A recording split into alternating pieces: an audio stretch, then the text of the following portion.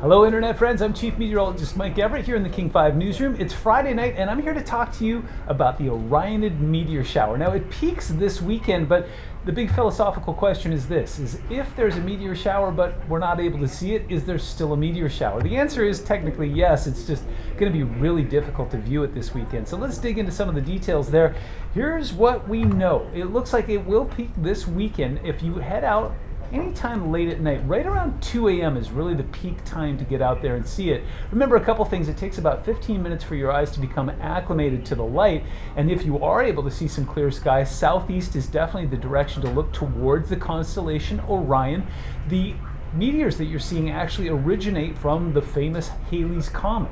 If you're thinking about Bill Haley and the Comets and Rock Around the Clock, then you probably grew up watching Happy Days. If you have no idea what I'm talking about, you're probably under the age of 40. Temperatures will be in the mid-50s pretty much every night, and it will be mostly cloudy out there, but still, this could be worth it. Right around 2 a.m., look off towards the south and east, and you may be rewarded with 10 to 20 shooting stars per hour. Now, this is overnight Friday into the early morning hours of Saturday, and as you can clearly, or not so clearly see, looks like most of western Washington will be socked in, including the Cascades, but if you look way down towards the south, including down towards Rainier and Paradise, looks like that should be fairly clear, and off towards eastern Washington, all the way out towards Spokane should stay clear there as well. Now, as we fast forward into Saturday into early Sunday morning, this is actually when the shower is expected to peak, but yeah, not going to be able to see it in Washington, maybe over certain portions of southeastern Oregon, and that's really about it. But here's the insider tip. If you stay up late Sunday night into early Monday morning, this is 2 a.m. on Monday, looks like those skies should start to clear, especially up towards some of our northern counties, Skagit, Whatcom, off towards the San Juans. Vancouver Island's got a pretty good shot at it. Eastern Washington looks fantastic, and maybe, just maybe, over top of Mount Rainier and Paradise, you should be able to see that as well. Now, let me get up on the soapbox real quick here. Last time we had a celestial event and people went out to Paradise and Mount Rainier to watch it, the place got trashed. People left literally a lot of trash out there, and they also walked and kind of camped in places that they shouldn't. So most of us have common sense, but it just bears repeating that if you are taking something out into the wild, take it back with you, especially your trash and anything you eat or consume while you're out there, including beer cans and bottles. Also, just be very mindful of where you are. If you're on public land or on private land, just be really respectful of it. We all want to go out and see some stars, but we don't want to trash anybody. One more thing, take something to recline with. It hurts to do this for more than a few minutes. So a chair that reclines, maybe a blanket, pillow, you can make the call there. All right, now back to our story. Cloud cover. Early on Monday morning, looks like it will clear for us a little bit. In fact, while we're on the topic, it looks like the weekend forecast for Puget Sound is looking pretty good. Temperatures will be right where they should be this time of year. The average is in the low 60s. Looks like we accomplished that on Friday. We should do it again on Saturday. Slightly less so on Sunday as the system moves through that will bring some showers. If you are planning on heading out and doing any gourd gathering, and yes, I Googled it, pumpkins are technically gourds, looks like it should be fine for that as well. Again, temperatures will ride in the low 60s in most spots up towards Skagit and Pierce counties where most people go. Rain chances are low. I do see some showers late Saturday night into Sunday morning, but looks like it should clear as we go into the afternoon. But that said, take the gum boots with you. It looks like it's going to be fairly muddy out there. Now, there's only one person who loves autumn more than me, and that's Cisco Morris. If you are planning on going out and doing some leaf peeping this weekend, we are in prime time. We've been tracking this for the better part of the last month or so, and if you take a look at our handy dandy graph here, just a couple days ago on October 18th, we were kind of state divided. We had some of us, especially in Western Washington and the Olympics, where we do have either peak or at peak or near peak conditions there.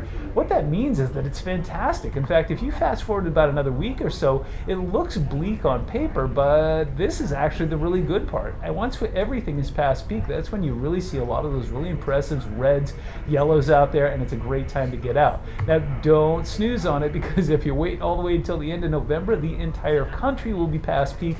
Most of the leaves will be on the ground or in your gutters, and we will be charging headlong towards winter.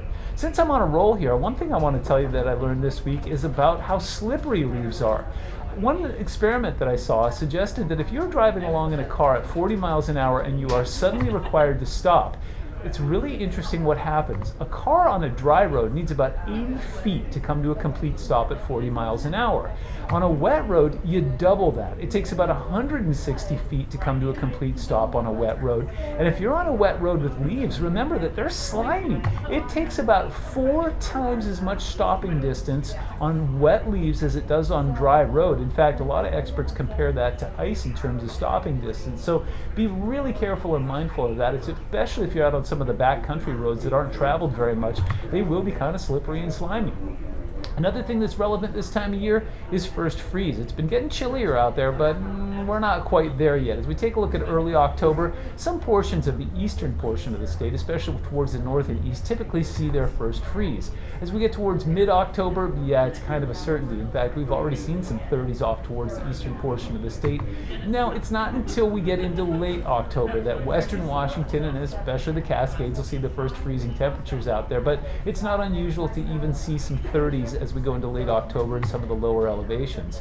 By the time we get into November, pretty much everybody in America who's going to experience some freezing temperatures already have. The 2 exceptions being the Imperial Valley of Southern California into Arizona there near Yuma, and then down towards southern Florida there, where in Miami it very rarely ever gets to freezing, but I have been there when the temperatures are in the 30s.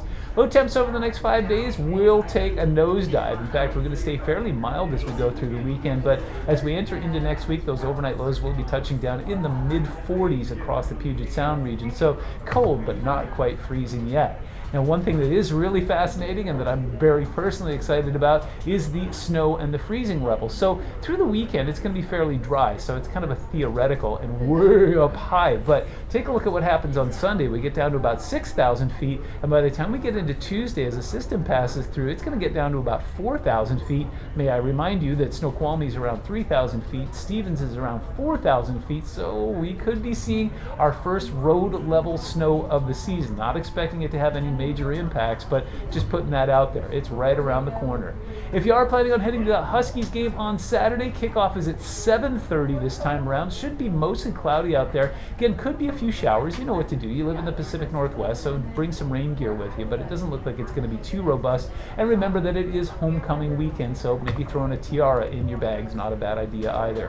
Cardinals are playing the Seahawks at Lumen Field on Sunday. Kickoff for that one is at 1:05. Mostly cloudy, possibility of a few showers, but again, nothing that I expect to be a deluge. Winds will be coming in from the south about 5 to 10 miles an hour. Temps will be in the mid to upper 50s, and the Cardinals are 1-5 so far this season, so I am expecting it to be a pretty good deal. Here's a live look from Friday night. Seattle on the King rooftop. The OL Reign are playing there tonight, and again, it is an action-packed weekend. You are free to get out and do whatever you like. Again, it's going to be a fall classic weekend. Get out there, stay safe. We want to see you again on Monday, and remember that the secret to living a happy life is very similar to being a good forecaster. All you got to do is keep looking up. I'm King 5 Chief Meteorologist Mike Everett. Have a great weekend.